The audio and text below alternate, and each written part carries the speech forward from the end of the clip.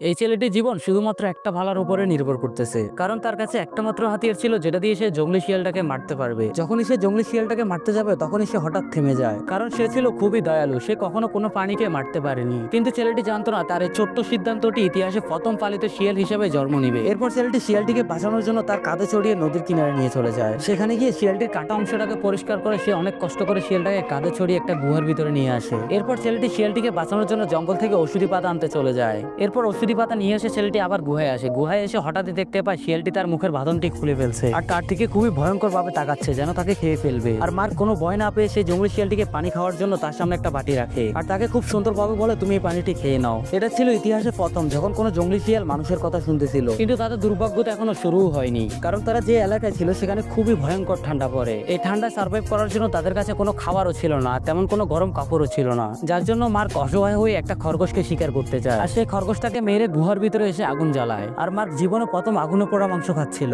এরপর রাত হয়ে গেলে মার্ক যখন মাংস খাচ্ছিল তখন জঙ্গলি শিয়ালটা মার্কের দিকে এমন ভাবে দেখছিল যাতে সে একটা ছোট্ট বাচ্চা তাকে একটু মাংস দিতে। আর মার্ক তখন বুঝতে পারে শিয়ালটা তার দিকে আকর্ষিত হচ্ছে, যার জন্য সে এক টুকরা মাংস জঙ্গলি শিয়ালের দিকে ছুড়ে মারে। এরপর রাতের বেলায় মার্ক যখন গুহার সামনে বসে তারা দেখতেছিল তখন সে চিন্তা করে জঙ্গলি শিয়ালটাকে পালিত শিয়ালে পরিণত করা দরকার, যার জন্য সে জঙ্গলি শিয়ালের দিকে বন্ধুত্বের হাত বাড়িয়ে দেয়। কিন্তু শিয়াল তা গ্রহণ করেনি। এরপর মার্ক আসমানের দিকে তাকিয়ে চিন্তা করে তার এখন বাড়িতে ফেরা দরকার, কিন্তু তার সামনে সবচেয়ে বড় সমস্যা হচ্ছিল সে বাড়িতে যাবে কিভাবে, তার তো বাড়ির রাস্তা চেনা ছিল না। এরপর সে চিন্তা করে এই শিয়ালের সাথে সে বাড়ির উদ্দেশ্যে রওনা হবে। পার্ট 2 দেখতে চাইলে ভিডিওটাকে লাইক করে চ্যানেলটাকে সাবস্ক্রাইব করে কমেন্ট বক্সে পার্ট 2 লেখেন। এই দুই দেশের পতাকার মধ্যে আপনার দেশের পতাকা কোনটি অবশ্যই কমেন্ট বক্সে জানাবেন। আর হ্যাঁ, আপনাদের সবাইকে অগ্রিম ঈদ মুবারক।